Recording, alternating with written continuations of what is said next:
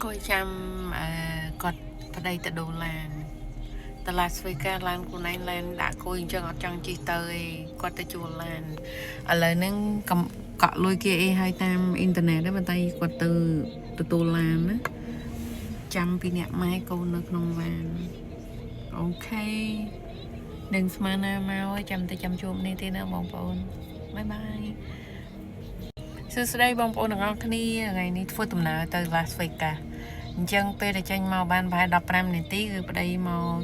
ទទួលឡានពួកអីជួលឡានគេណាបងប្អូនអញ្ចឹងត្រូវមកទទួលឡានដូរឡាននៅពេលហ្នឹងអូខេបាយបាយជួបគ្នាបន្តិចទៀត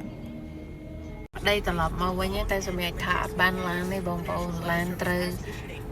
យើងទុកឡាននៅកន្លែងគេយើងយកឡានគេយកទៅបើកយើងត្រូវបង់មួយថ្ងៃអស់$40ហើយចឹងយើងទៅយូរថ្ងៃដែរគាត់ទៅផ្ញើឡានហ្នឹងក្របាត់ហើយសុខចិត្តយកឡានទៅទុកកន្លែងអ្នកស្គាល់ផ្ញើគេនៅកង់